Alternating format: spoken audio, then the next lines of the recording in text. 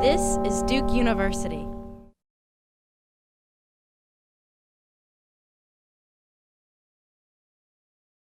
Hi, my name is Andrea Larson, and I'm with the German department here at Duke in Durham, North Carolina. If you have been considering working or interning in Germany, I'm here to share some tips and tricks how to do that. You will be happy to learn that depending on the industry, German companies now offer job or internships positions to be conducted in English. And also, Germany is increasingly interested in skilled workers from other countries. So, let me first talk about how to find a job in Germany and later how to secure an internship position. So, to find a job, you can either use the website for Germany's federal employment agency called Bundesagentur für Arbeit, or use common online job portals like Indeed or Glassdoor and look for job or openings in your industry of choice. If you have a specific company in mind, I suggest you go to their own career site to look for vacancies. Or if you have a LinkedIn account, I also suggest connecting with companies or organizations you are interested in because many list their job openings directly on their LinkedIn sites now. For internships, the process will be very similar. Simply add the English term internship, or even better, the German term Praktikum, to your search. In Germany, there are different types of internships. So as a student not studying at a German university, you will be looking for what they classify as a voluntary internship, which means that it is not required by your university. There are a couple of other differences to internships in the US. So in Germany, internships are typically paid, and also most German companies prefer students who have completed their second year of study by the time they begin their internship. And they tend to offer longer internships than is custom in the US. So for example, 3 to 6 months is very standard, or even longer. One great way to complete an internship in Germany is by participating in the spring semester of our study abroad program, Duke in Berlin, which allows you to pursue an internship in parallel to your academic work. Our spring program is specifically geared towards engineers, but anyone interested in combining study abroad and interning can do so in the spring. For more info on Duke in Berlin, just simply visit globaled.duke.edu and look for our Berlin program.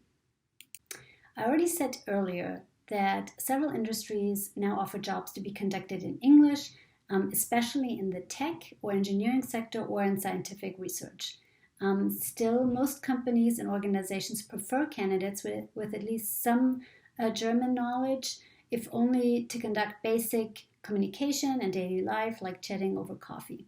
So generally speaking, the more German you know, the more competitive you are as a candidate.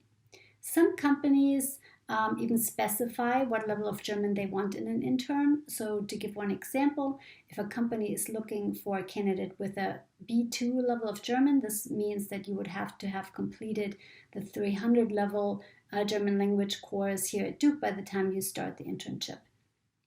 Also, qualified candidates who express cultural curiosity and an interest in Germany tend to be more competitive.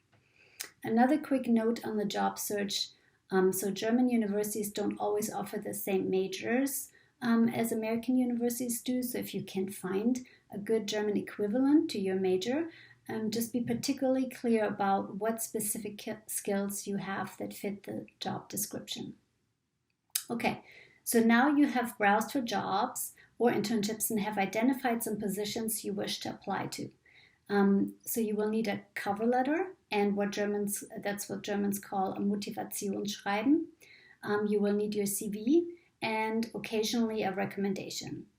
A German CV looks a little different from an American CV in that it typically has a photo and you can slightly be more creative with the outline of the CV. You can easily create those in Canva, for example. For a photo, add a friendly and professional looking headshot. You will also be asked to submit any relevant certificates, such as your college degree. For an internship, you will also need a cover letter, the CV, and possibly a recommendation by a professor a TA or another qualified mentor, and your college transcript.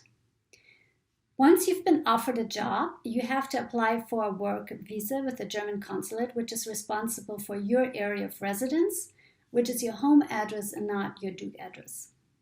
This process is the same for longer-term internships, but for short-term internships, and I mean those for less than 90 days, you have to check with your German consulate if a visa is required based on your citizenship.